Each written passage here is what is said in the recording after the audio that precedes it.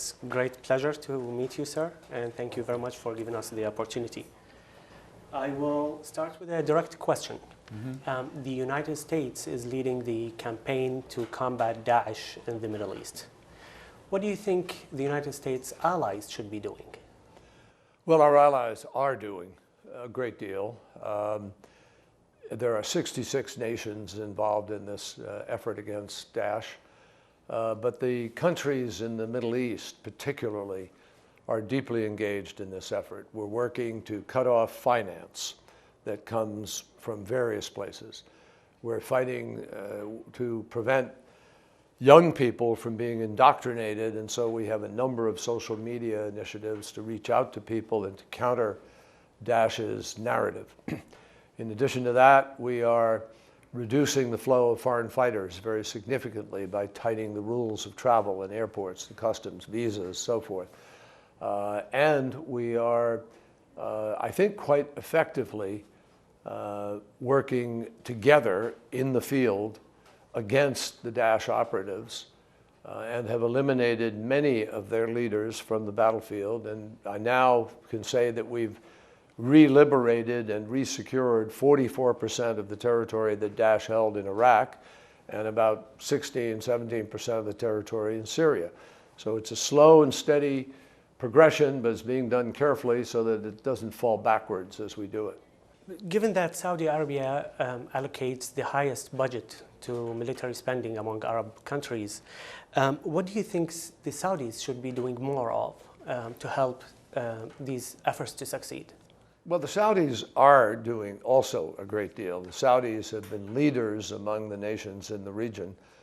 As the custodian of the two mosques, I think that the King Salman and the government speak with a special authority with respect to Islam.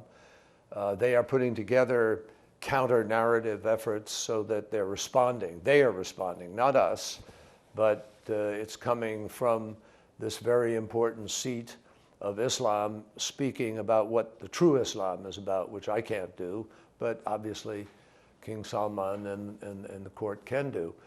In addition to that, they are on the front lines of effort in the International Syria Support Group, helping to try to shape a political solution to the fight. I think we would ask them, they could do perhaps a little more to help us cut off some of the sources of private finance of money that moves, not the government, but it moves privately. We're working on those things with Saudi Arabia.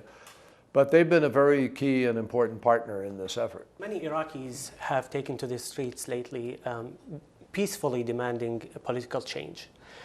Will the United States support such demands? We support specific reforms in Iraq, and we have been very clear with Prime Minister Abadi and with the government that in order to progress, in order to bring Iraqis together, in order to stabilize and grow the country and get their economy moving, they need to be inclusive. It has to be, every Iraqi has to be represented within the governing process. And I think it's inevitable that you will wind up having moments of tension, as we have seen in the past days. But on the other hand, I think it's worked the process in a way that ultimately works through some of the disagreements and some of the difficulties, and then moves people together, hopefully, in the same direction. So we would encourage Prime Minister Abadi. We have encouraged him. And Vice President Biden is there, even as I speak, having conversations with them about this particular need, which is to be inclusive, bring people to the table, work through the differences, and make sure that everybody is represented in a fair and sensible way. The young generation is the future leaders of any nation. What kind of leaders do you think the Middle East, Arab countries, need in 10 or 15 years? Well, I think they need the leaders now, and they're beginning to see younger leaders emerging. And for instance, in Saudi Arabia, the Deputy Crown Prince, Mohammed bin Salman, has been leading the effort on a number of different fronts, particularly the economic transformation of the Kingdom of Saudi Arabia.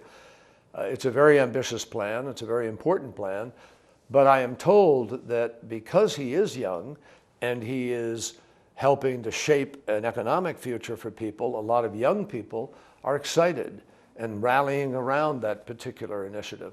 I think similarly, Crown Prince Mohammed bin Zayed, His Royal Highness in the Arab Emirates, has proven to be very visionary. And together with his brothers, they have really instituted some remarkable initiatives on energy, initiatives on the counterterrorism front. They've been very forward-leaning to stand up against Daesh and against Al-Qaeda. And I think people appreciate that, not to mention what they've been able to do to transform their own economy in the UAE. You spoke of media initiatives to combat terrorism and Daesh. Alhurra and Radio Sawa have launched a new initiative called Raise Your Voice. It gives a platform for moderate voices to discuss important issues in the Middle East. How important such initiatives do you think? Very, very important. It's a very important initiative. It is imperative that citizens speak out. Everybody has a responsibility to fight back against this radicalism. And I think that what's important is that people don't feel they can't make a difference. Everybody has an ability to prevent a friend from being seduced by phony narratives, by lies. Everybody has an ability to be able to tell the truth about Islam, to tell the truth about radicalism and terror. And I think that until people do speak up and fully make their voices heard, it's very difficult to mobilize the full energy that we need to against violent extremism. All violent extremism needs to be negated. Thank you very much. We really appreciate It's my this pleasure. opportunity. Thank you so much.